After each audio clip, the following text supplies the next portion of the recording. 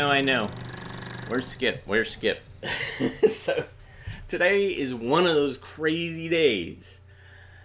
I spent, I don't know, 45 minutes trying to figure out why I couldn't play back a VHS tape that was a little VHS-C cassette, and I kept trying. I was having all these issues. I tried different adapters, I tried different decks, and then I was like, well, what is the name of this tape? And I look at it, and it's all in Arabic. And I'm like, oh, it's in PAL format.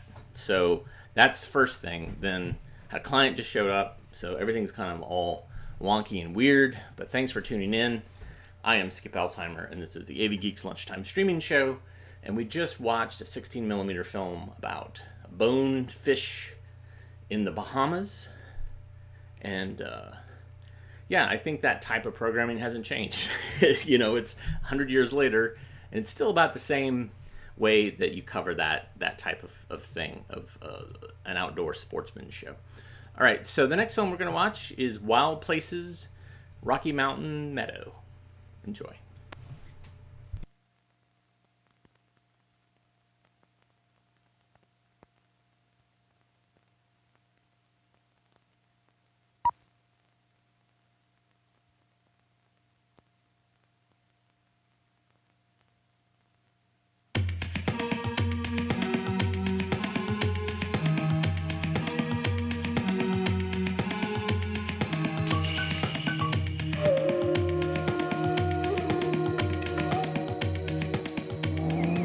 Let's go to a wild place and see what's there.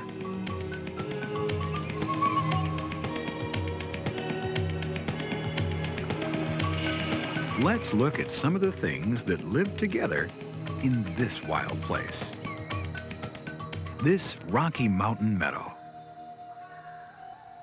Here in the Rocky Mountains, many trees grow, but there are places where the trees grow far apart. In between, grass and flowers grow. This is a meadow. High in the mountains here, the trees on the edge of the meadow are short and twisted, stunted by the strong, cold winds that blow all year long.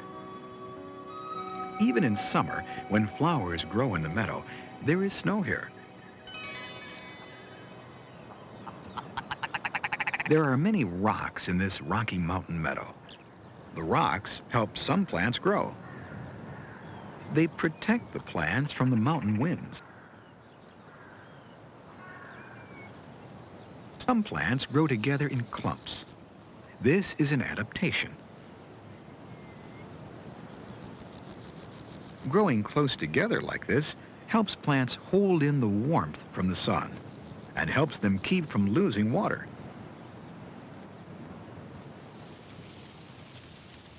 For fruits to grow on plants, their flowers have to be pollinated. Insects pollinate the flowers. Pollen catches on the insect's legs and is carried from flower to flower by them. Many insects are carried up here by the mountain winds. Insects and plant seeds are food for the birds that live here. A sparrow eats seeds and catches insects too for its babies.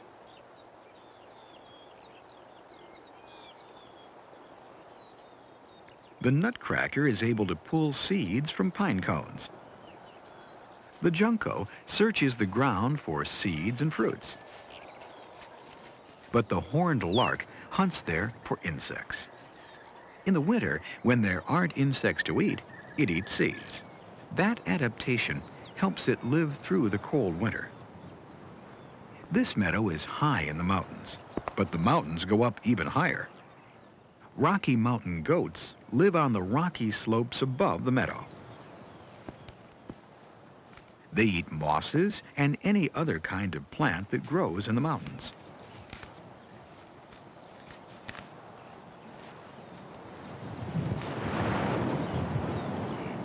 These goats can stand and move safely in places that would be dangerous to people. Their hooves have soft pads underneath. This is an adaptation that helps keep the goats from slipping off the rocks.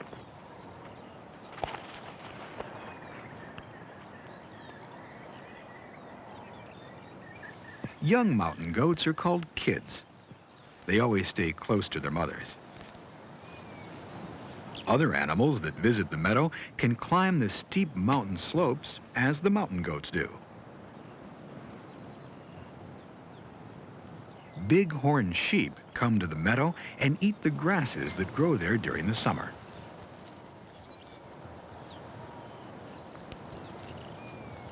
Even though it's cold enough for snow to stay on the ground, it's still warm enough for plants to grow. And so there's enough food for the animals who spend their summers in the Rocky Mountain meadow. On the bare rocks above the meadow, birds of prey like the rough-legged hawk build their nests and raise their young. Birds of prey catch small animals for food. The golden eagle makes great soaring flights, searching for its prey.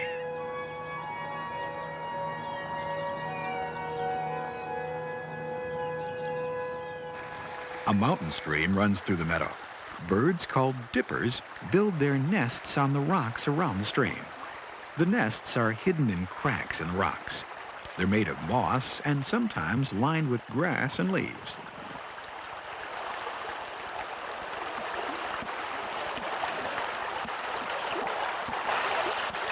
Dippers dive for water insects and other small animals that they eat or feed to their babies.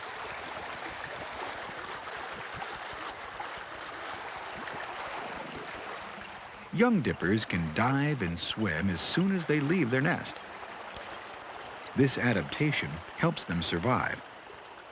But life is very difficult here.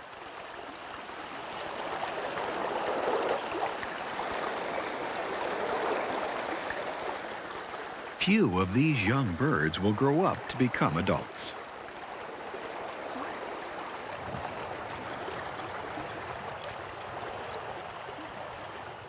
Marmots make their homes in burrows or in dens under rock piles.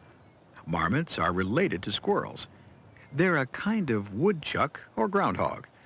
They live together in small family groups called colonies. One will stand guard.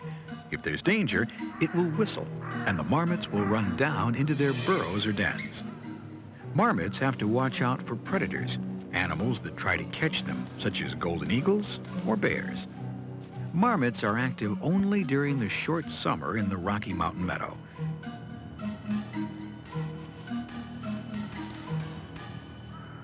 They'll hibernate in their dens or burrows during the winter, sleeping through the cold weather.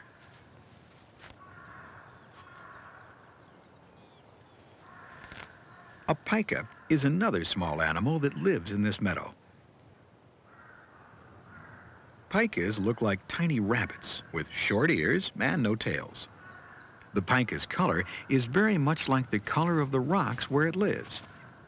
This adaptation makes pikas hard to see.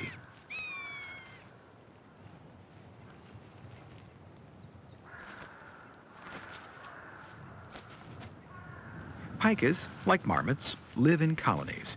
They eat grass and collect piles of it to use as food in the winter.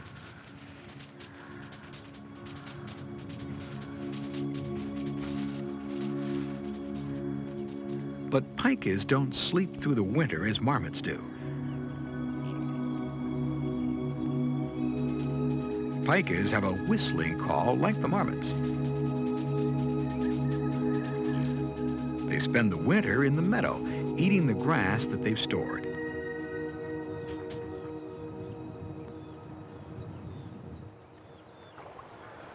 Mule deer come to the meadow only in summer. They eat grass and wild fruits. Mule deer get their name from their ears, which are long like the ears of mules. These deer are keeping cool in a mountain stream. Herds of mule deer move up the mountain from the lowlands. Wolves may sometimes visit this meadow too.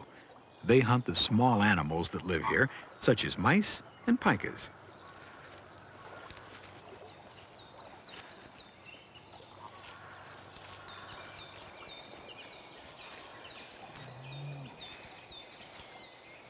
grizzly bears come here late in the summer to search for berries that are ripening. The females come with their young cubs. They have a lot of eating to do to fatten themselves up for their long winter sleep. Summer doesn't last very long in this Rocky Mountain meadow.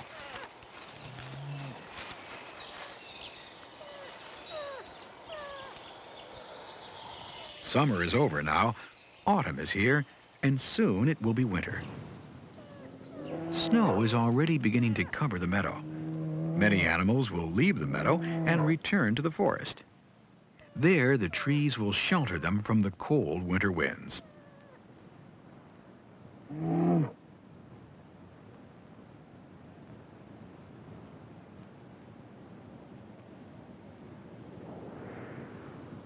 These birds, the ptarmigans, will move down the slope into the shelter of bushes.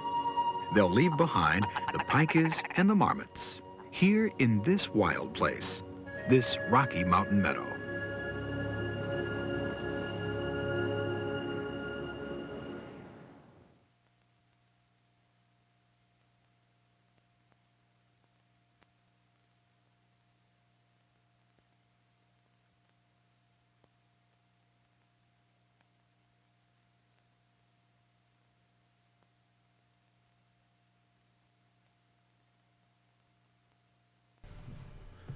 What a Monday. So yeah, somebody pointed out 1990. It's one of the latest films we have in our collection, but not the absolute latest. I think we have one from 92 or 93, and I believe we did some research. I asked a fellow archivist, and he felt like 93 was the drop-off point for educational films being actually on film as opposed to video. And that one, a previous one, was actually edited on video, and then they did a kinescope where they aimed a camera at a monitor and shot the footage and laid down the soundtrack. All right, what do we got next? So many things. Black History Month. It's part of a series that Encyclopedia Britannica did. This is probably barely animated, but interesting nonetheless. This is Bishop Turner, Black Nationalist.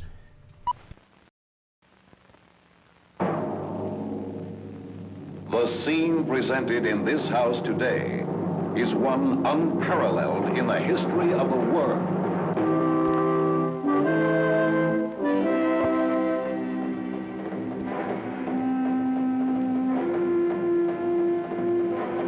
This was a turbulent session of the Georgia State Legislature in 1868. The speaker was Henry McNeill Turner, speaking for 32 black fellow members.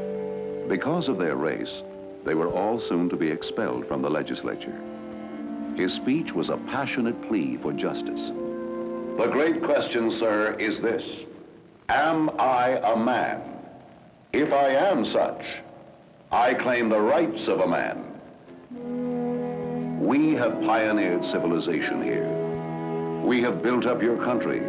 We have worked in your fields for 250 years. You have all the elements of superiority upon your side. You have our money and your own. You have our education and your own. And you have your land and our own too. You may expel us, gentlemen, but I firmly believe that you will someday repent it. But after the next election in 1869, the black legislators were expelled from the House for good. Rejected again, Henry Turner lost faith in America and began to dream of migrating to a black independent nation in another land. Turner's youth had been remarkable. Although the child of free Negroes in South Carolina, he had many happy times, but he worked as hard in the cotton fields as any slave. Henry persuaded friendly whites to teach him to read, even though education for Negroes was forbidden by state law. When he worked as an office boy in a law firm, he continued his schooling with the help of several young lawyers. Henry had a talent for leadership and public speaking. along with his interests in history, law, and religion. In the African Methodist Episcopal Church, a large and active organization, he found an outlet for his energy and talents. The church was concerned with both the spiritual welfare of black people and with the social conditions under which they lived. At the age of 20, Turner became a minister. In 1858, he moved north to do church work in Baltimore and Washington, D.C. And soon after the outbreak of the Civil War, he was appointed by President Lincoln to be the first black chaplain in the Union Army. Turner was impressed by the courage of black soldiers and deeply disturbed by the Army's discrimination against them. Black volunteers, 186,000 in all, served for many months in segregated regiments at lower pay than their white fellow soldiers. After the war, Turner worked with the Freedmen's Bureau, organized for the improvement, protection, and employment of refugee freedmen. Turner's varied career had prepared him well for his brilliant speech to the legislature. But disappointed in his brief period in Reconstruction politics, and horrified by the continuing show of race hatred, Turner became the spokesman of a Back to Africa movement.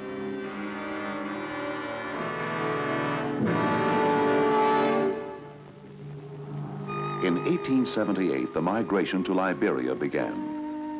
Liberia was an African state founded by the American Colonization Society in the 1820s. The expedition, Turner said, would take back to Africa the culture, education, and religion acquired here. This was the keynote of his African crusade. The American dream must be transplanted to the black man's ancestral home. Although the migration was underway, Turner stayed in the United States, a bishop in the church and a leader in the colonization movement. In 1883, when the Supreme Court nullified the Civil Rights Act that had been passed during Reconstruction, he spoke out in anger, clearly outlining his concept of black nationalism. This abominable decision, he said, made the ballot of the black man a parody, his citizenship a nullity, and his freedom a burlesque. It was God's will, he said, for black people to leave America as the Israelites had left Egypt and the Pilgrims had left England. Black men could earn respect only by proving themselves capable of founding and manning a government of their own creation. Till we have black men in the seat of power, respected, honored, feared, hated, and reverenced, our young men will never rise for the reason they will never look up. A democratic all-Negro nation in Africa, Turner felt, would give the entire black race a model for advancement.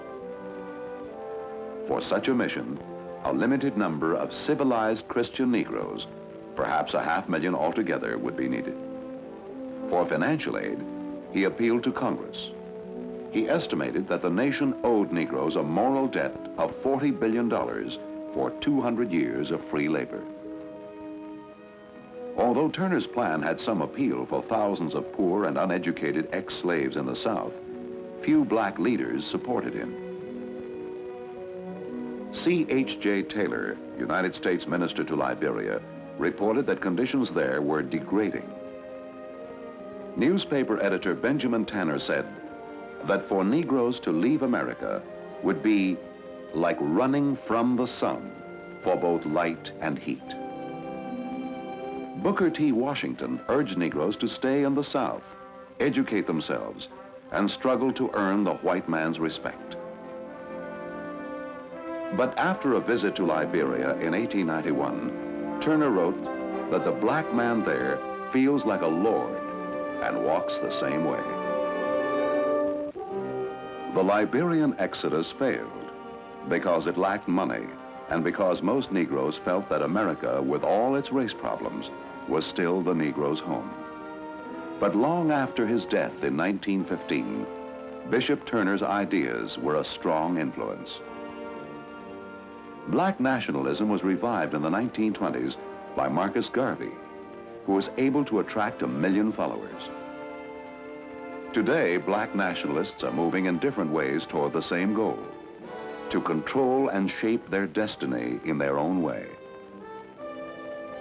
For many black militants today, Bishop Turner is a symbol of the black man's struggle for equality and self-respect.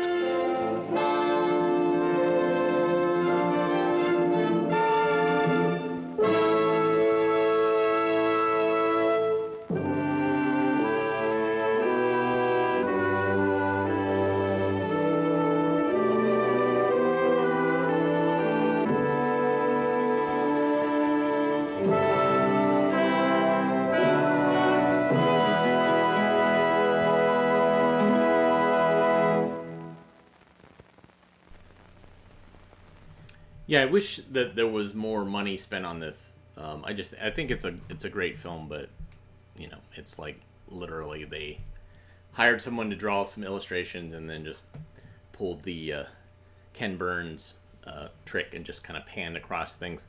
Let's see, what do we got? So many films. Let's watch this one, Fantastic Figures. I believe this is... So we scanned this for the Oregon Archive, and I believe this is about arts and crafts in Mexico. Enjoy.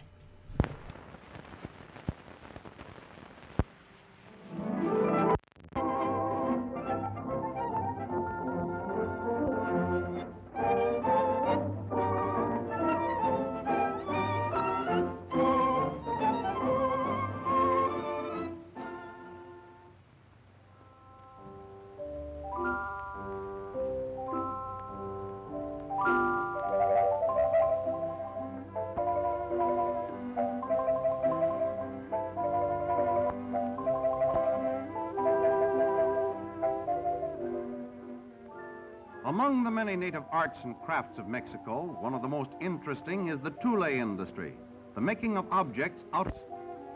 The industry is centered along the banks of the Rio Lerma and in towns and villages near Toluca. In flat-bottom boats, the artists gather the reeds near the banks of the river. Our native boat glides gracefully on past the stately reeds that are so important to this unusual industry.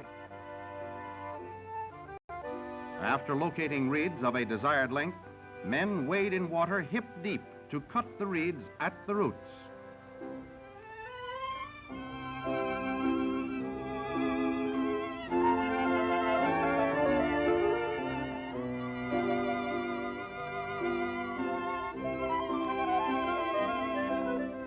After being exposed to the heat of the sun for several days, the reeds are now ready for scraping and shaving before they are woven into figures of fantastic shapes and sizes.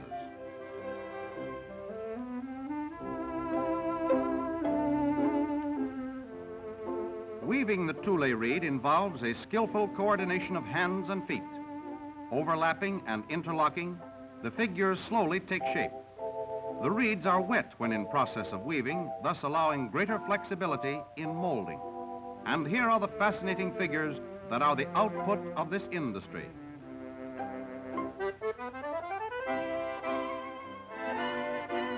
A salute to the national emblem of Mexico. Let us hope this Frankenstein of reeds will not cross your path some dark night after the sun sets on the banks of the Rio Lerma.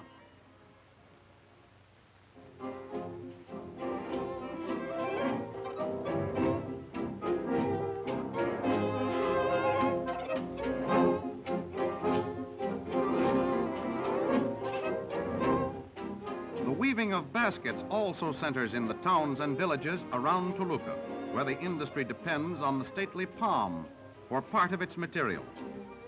Palm trees are cultivated to furnish the leaves used to wrap around the reeds.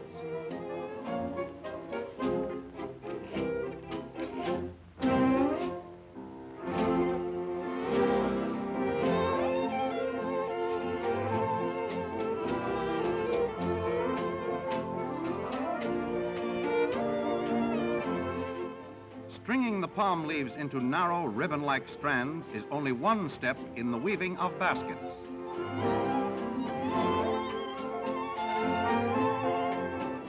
Expert workmanship and skill mold the finished product.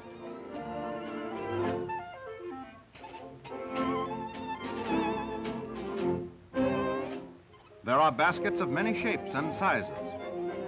Popular as these baskets may be with the tourist, they are made principally for use in the home.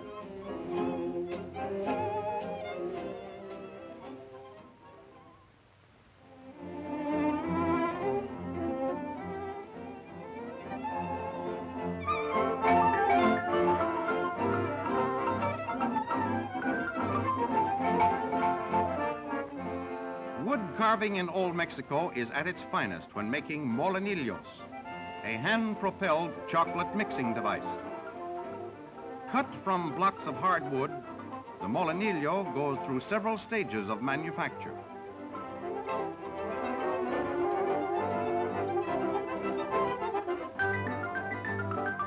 All the work is done by hand, even to operating the lathe used to turn the wood. Guiding the razor-sharp knife into the spinning wood, the crude piece becomes not only a thing of beauty, but a very practical mixer. And here is how it works. By the same skilled hands are fashioned beautifully carved powder boxes, decorated salt shakers, candle holders, and other attractive articles.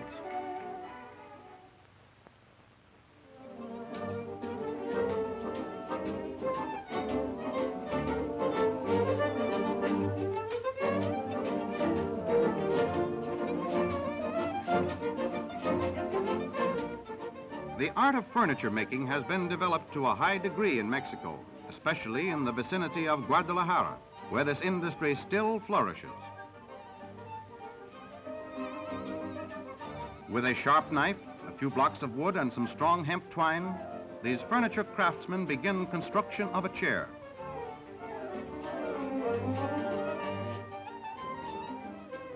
The different parts are made by different craftsmen. Many more cut to order wooden supports needed for the framework. These parts are then fastened onto the body by hemp rope.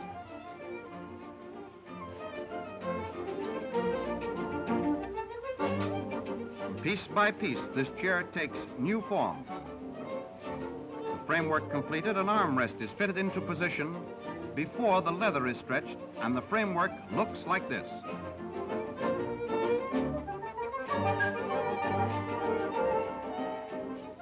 Carefully, the leather is drawn over and nailed onto the framework.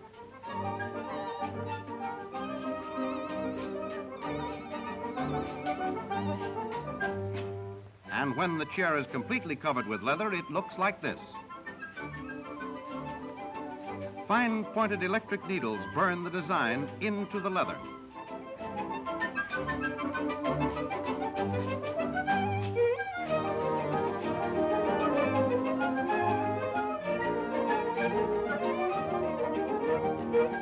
Many of the artists engaged in inscribing these designs are women with nimble fingers who operate the electric needles.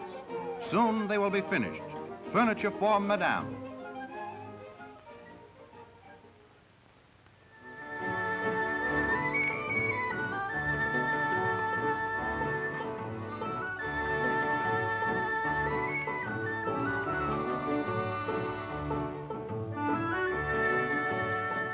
One of the most important and widespread industries of Mexico is the weaving of serapes, an industry as old as Mexico itself. Carding and separating the wool is done much in the same manner as in days gone by.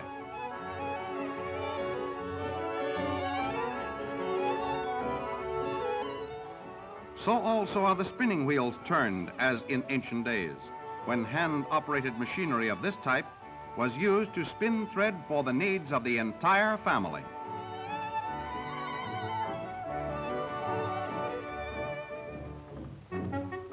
Winding the wool thread on the spindles is a delicate and careful process.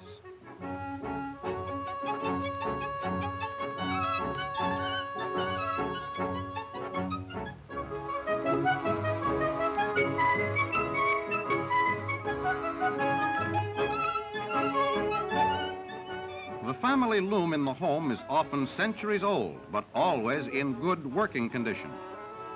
Back and forth goes the spindle of wool thread to weave the intricate designs that are so beautiful in the finished product.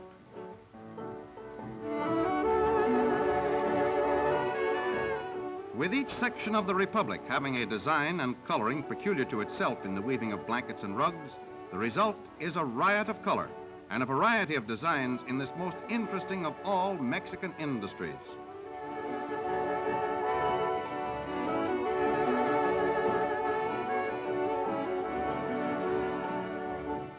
A visit to the blanket markets of Toluca is a delightful, never-to-be-forgotten experience.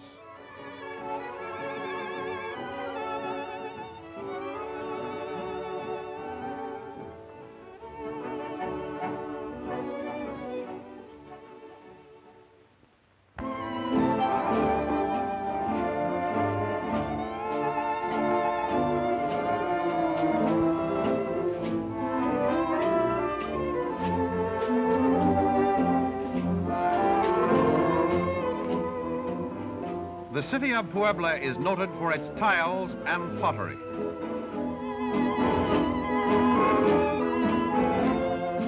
A visit to Puebla's House of Tiles will show us how this industry flourishes.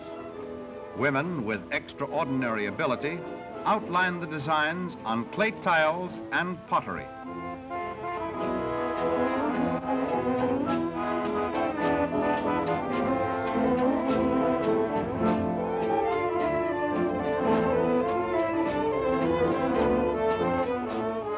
Some designs are made to order especially for the customer.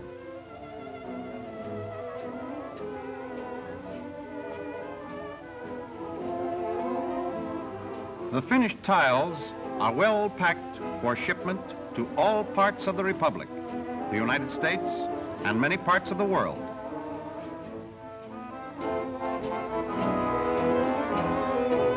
These beautiful tiles are used to decorate doorways and fountains and archways. Among other art objects made in Puebla, we find much beautiful pottery and enameled ware.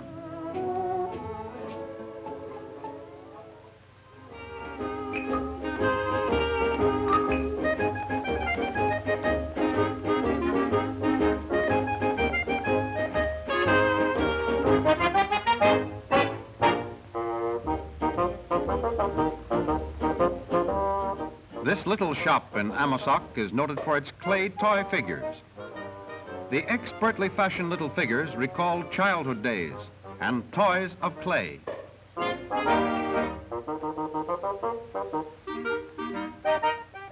Rolling the clay into form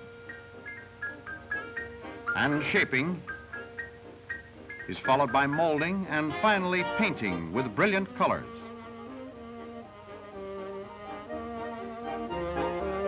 And the result, hundreds of familiar animals, birds, elephants, dogs, deer, hyenas, and even Napoleon, native figures, and the village cobbler, a clay pig for your pennies. And don't forget the monarch of the jungle. You can buy them by the handful.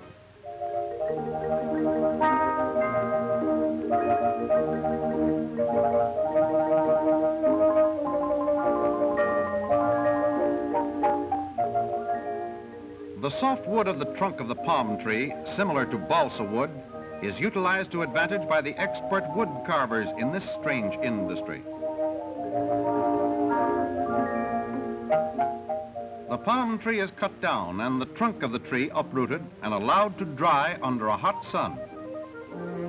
Sawing a trunk to its proper size is the first step in the process. Usually, the workers cut the trunk into square blocks of wood. After many hours of patient toil with small chisels, the result is a masterpiece of wood carving craftsmanship. With objects set forth in the minutest detail, a village scene in miniature. From palm tree roots to creations of fantastic beauty by the wood artist.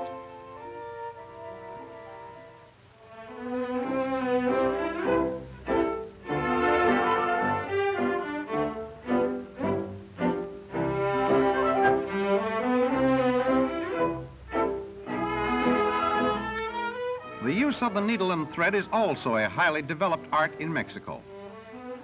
Days of laborious and painstaking work are represented in this hand embroidery art. A sport coat of intricate design and color made to order for milady.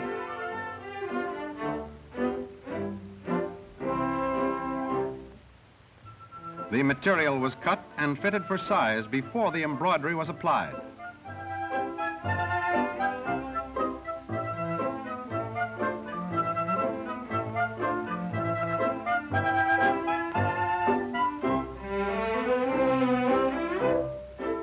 Other forms of hand embroidery work are found in belts and handbags and beautiful tablecloths.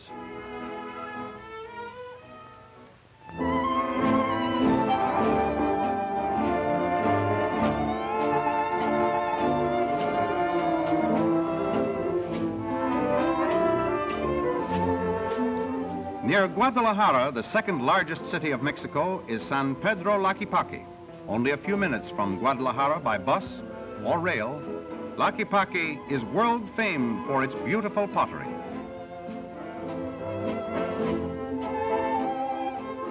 The first step in pottery making is the grinding and powdering of the soft, dry clay.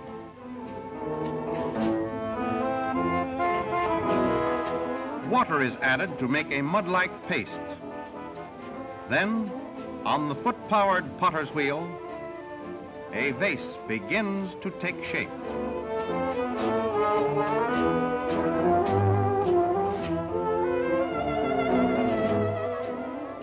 Meanwhile, ashtrays for the tourists are formed from clay.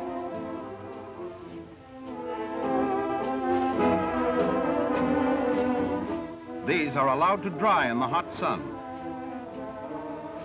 After the pottery is dry and before baking, it is dipped in an enamel solution, which gives the piece luster.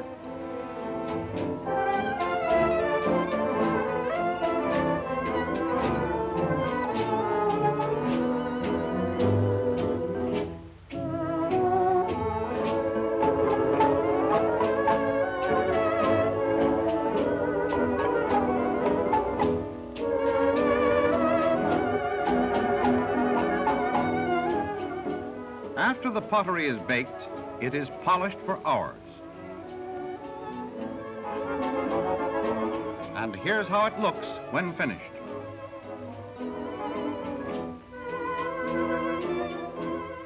The work of cutting the first design in the soft clay is most difficult.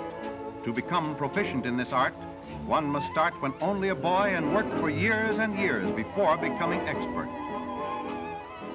Vases, jars, and pottery of all sizes and shapes come from the factories of Laquipaqui. These artists mold from clay the most beautiful objects of pottery in Mexico.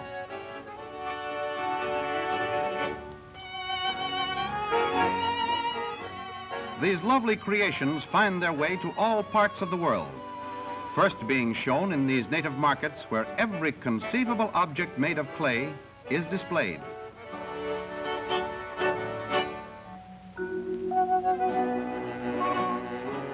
The absence of standardization has resulted in the creation of objects of much beauty and great utility.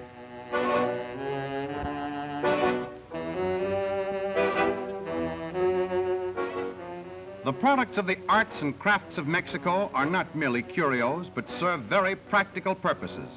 The skill of these craftsmen has been handed down from father to son for generations, with each succeeding school of artists leaving the imprint of their own individual ideas of design and color on the native arts of old Mexico.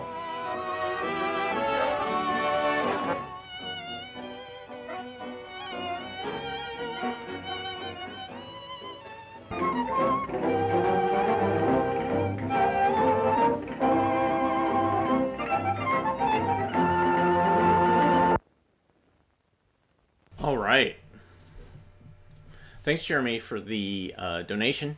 That's one way you can support AV Geeks, and there's a little dollar button. You can press the button, and it's a super thanks. I don't know what they call it. It seems like YouTube has different terminology for it.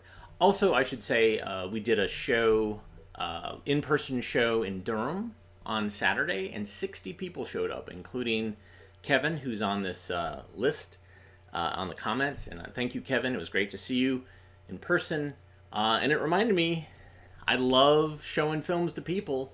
I certainly love showing them to you because you're all over the place, all over the country and across the Atlantic and other places. But I really love in person. I love hearing the stories. I love hearing the laughter, the gasps. There was a film I showed where people booed one of the actors, which was really awesome. I mean, he deserved it. And I am doing this show at the Alamo in Raleigh on Tuesday at 7 p.m. And it's a free show in the lobby, in the Video Vortex lobby. And so if you're in the Triangle, I would love to see you and say hi. And we can watch some films. But one way you can support us, if you're not in North Carolina, is hit the thumbs up button, the like button.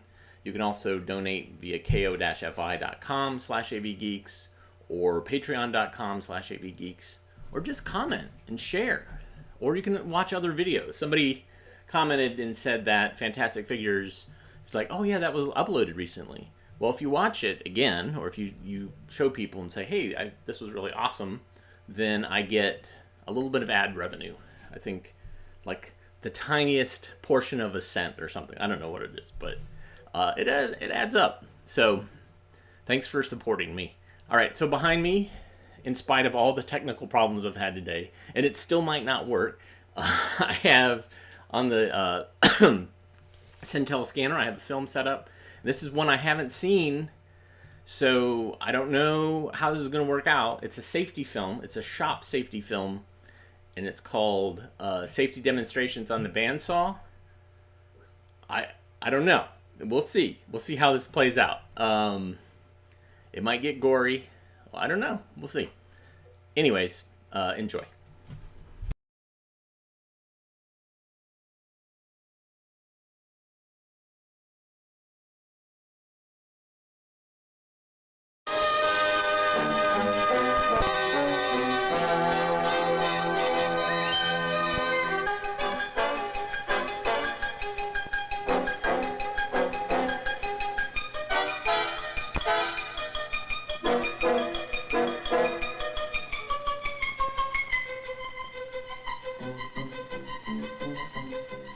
The bandsaw is designed to cut curved and irregular shapes like the examples shown.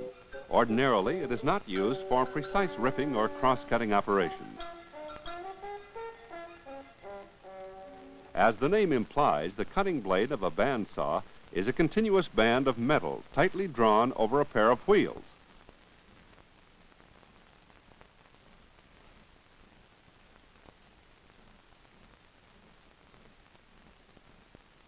The blade travels up by the back column over the upper wheel and down around the lower wheel, causing the cutting force to be down on the table. Guards should cover both wheels and all parts of the blade except that part doing the cutting. Most bandsaws have tilting tables. To change the degree of tilt, loosen the two trunnion clamps and move the table to the desired angle.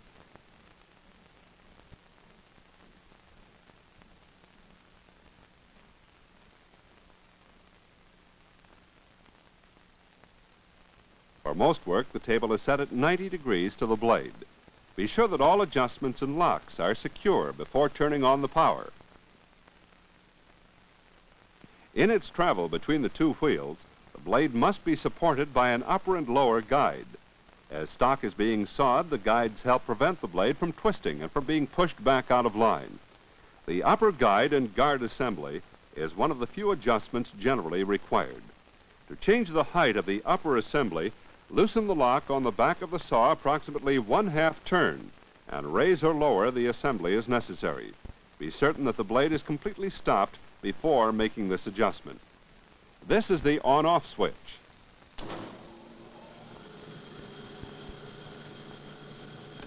This saw is equipped with a brake. Turn off the power after using the bandsaw and apply moderate pressure on the brake until the blade completely stops. Only the operator should be in the operator safety zone. Obtain permission from the instructor before operating the saw. and wear your goggles for eye protection.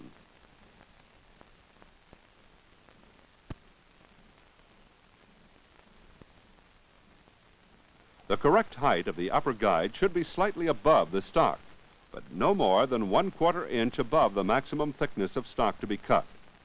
Plan sawing procedures so there will be a maximum forward feed with a minimum of backing out of cuts. At times, it may be necessary to make a cut well into the stock and then back out.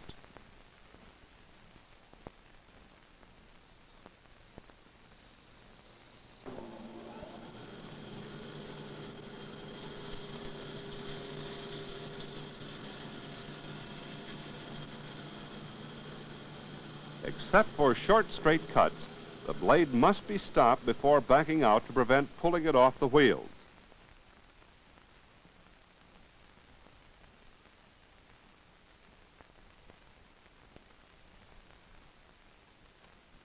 When stock requires 2 cuts, make the short cut first.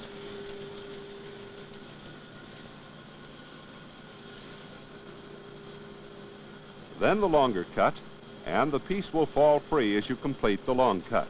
If the cut is short and straight, you may carefully and slowly back out of the cut with the saw running. Be extra cautious not to allow the stock to bind and pull the blade off the wheel. When possible, cut out through waste stock rather than backing out. Hold stock firmly and feed it into the blade at a moderate rate of speed.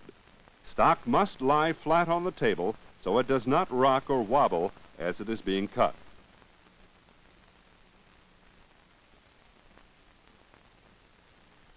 If small curves are desired, we must first make many relief cuts to within 1/32 of an inch of the layout line. A 3/4 inch radius is the smallest arc that can be sawed with a 1/4 inch blade, and a 1/2 inch blade can cut as small as 1 1/4 inches radius without relief cuts.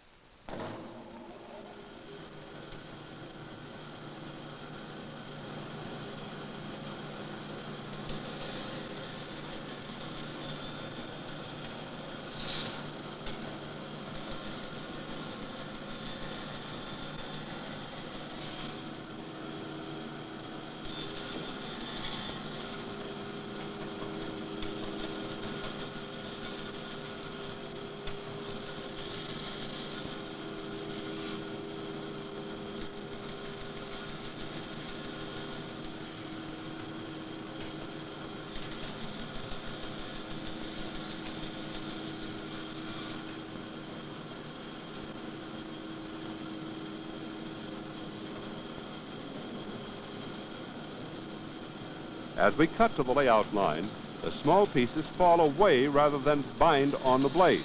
Do not allow the saw blade to twist or bind while cutting curves.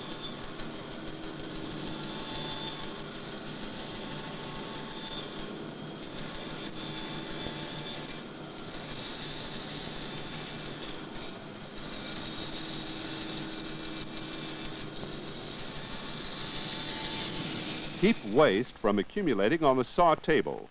Clean off scraps with a piece of wood or a brush after the blade stops. Do not use your hands or fingers.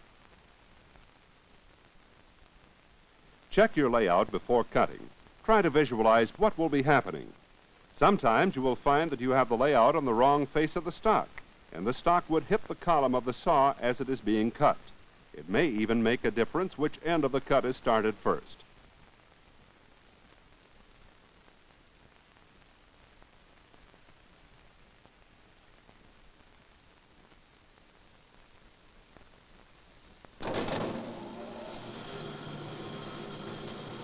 Keep all fingers at least 3 inches from the saw blade.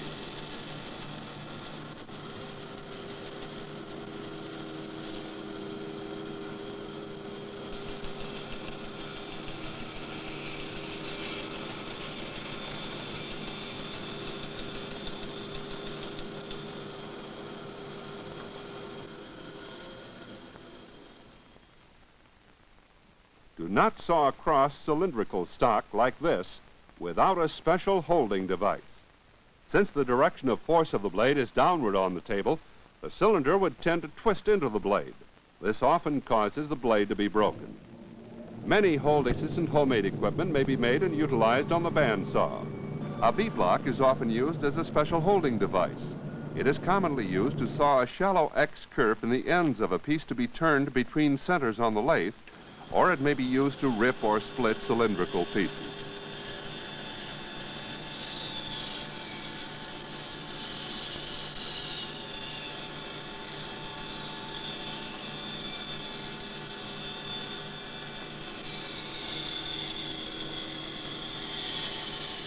To keep fingers away from the blade as we feed the last part through it, it is advisable to push the end with a piece of scrap stock.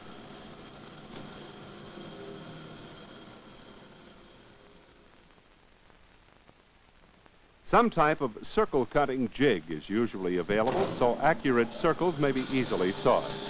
They work on the principle of a pivot point that may be adjusted to the radii desired. This circle jig has the pivot point above the stop. Many jigs have the pivot point below the stop. All special setups should be checked by the instructor before turning on the power.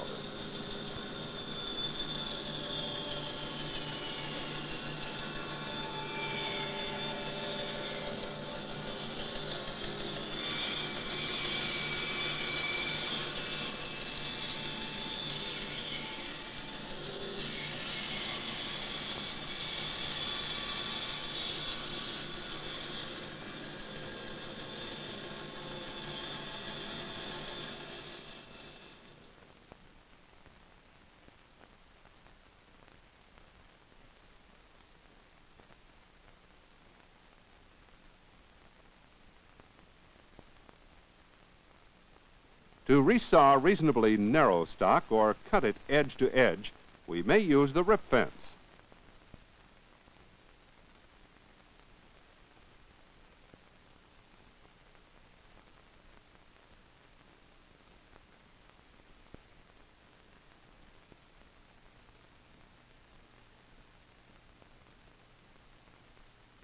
It is always advisable to have your scrap push piece handy before you start to saw.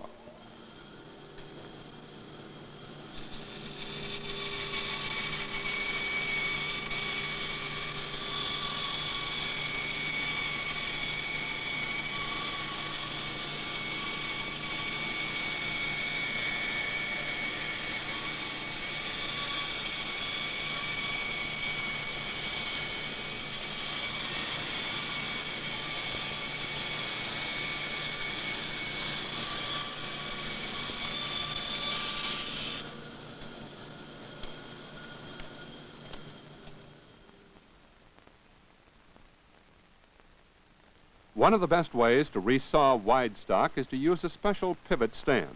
The widest blade available should be installed for this operation. The normal cutting position for right-hand operators is to face the blade and stand slightly to the left of it. Guide with the left hand and apply forward pressure with the right.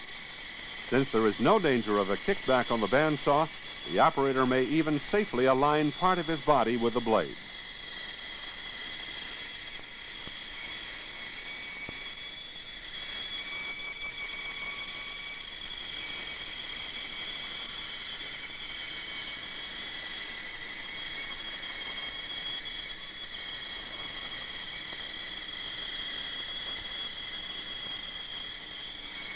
A helper should assist the operator when cutting long, heavy, or awkward pieces.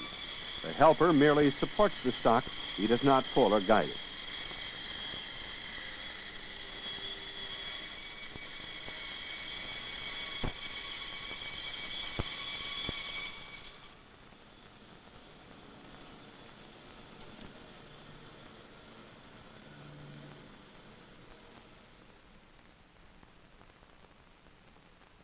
Tilt the table to the angle desired for cutting a bevel and lock it securely.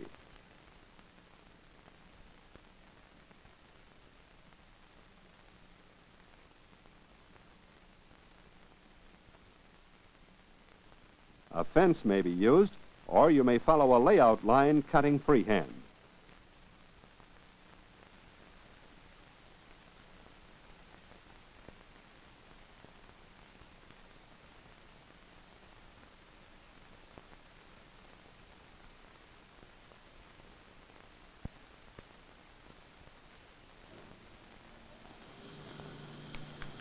If the blade happens to break, step away immediately and shut off the power if possible without endangering yourself. Then notify the instructor and keep others away until both wheels have completely stopped. Not allow the upper or lower guard doors to be opened. The features of being able to cut freehand and to cut irregular shapes without danger of a kickback make the bandsaw one of our safest heavy-duty woodworking power tools.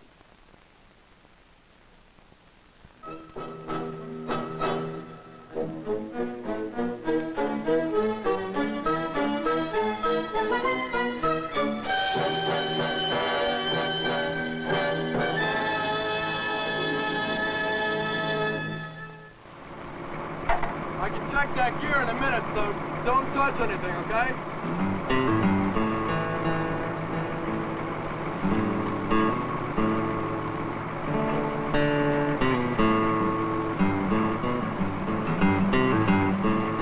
Hey! Get down from there! Now!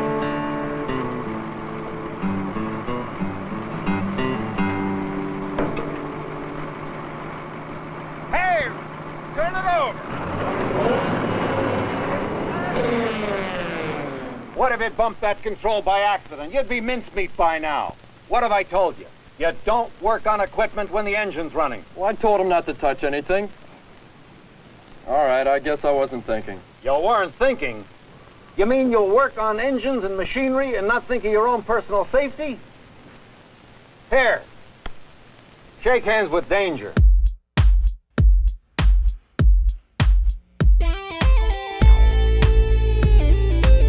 Shake hands with danger. Meet a man you ought to know. I used to laugh at safety. Now they call me Three-Fingered Joe. I was young and feisty, never did things by the book. Just let me get my toolbox and I'll take myself a look. I climbed up on a dozier with my mechanic's pride. Said, you can keep it running, friend, while I poke around inside. Shake hands with danger, meet a guy you ought to know. I used to laugh at safety, now they call me Three-Fingered Joe. Although I learned a lesson, I forgot it soon enough. The nicks and burns and scratches showed the young ones I was tough. Till another morning I was grinding on some steel. My other hand got careless and fed my skin into the wheel. Shake hands with danger, step right up and say hello. Grinding wheels and metal are what made me Three-Fingered Joe.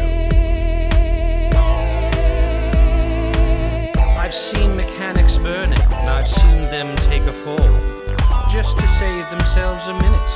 I've seen them lose it all. I've watched them courting trouble, seen them take a chance and lose. They get careless for a moment and spend a lifetime with the blues. Shake hands with danger.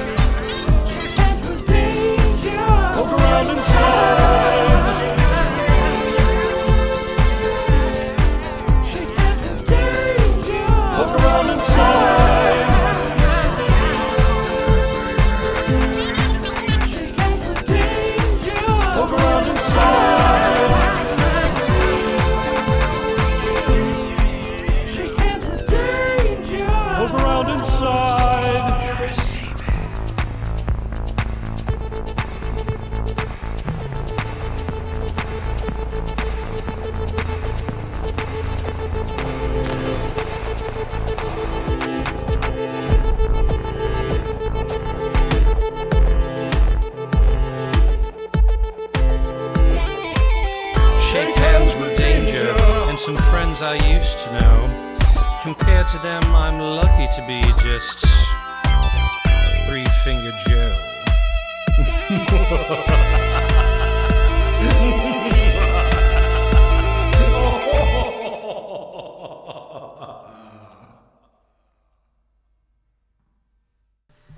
All right, so that the last film about the bandsaw safety, it was very dry, and it was not engaging. And I think that Shake Hands with Danger is an example of a film that looked at bandsaw safety and said, we don't want to make a boring film, because what happens is people just tune out. And so we want something that's going to engage with them, that's going to, and so what we just played was a remix that a friend of mine did, kind of a reimagining of Shake Hands with Danger, as if sung by Riff Raff in Rocky Horror Picture Show, maybe, with a little bit of a disco thing to it. But the key is Shake Hands with Danger is still being shown today, unironically, in shop classes, at facilities where they work with heavy equipment, because it's so good, because it identifies, it engages, it's got a catchy song, it's got some fake gore. So thumbs up, easily one of the most successful educational films ever made. So awesome. Thank you for tuning in today. Sorry we ran a little late, but I had to kind of I had to give you a little bit of something for watching Bandsaw. As always, I love films, and I love you guys. And yeah, maybe if you're in Raleigh or in the Triangle, come and see us on Tuesday at the Alamo at 7 o'clock. Everybody have a great rest of your day, and we will see you soon. Take care.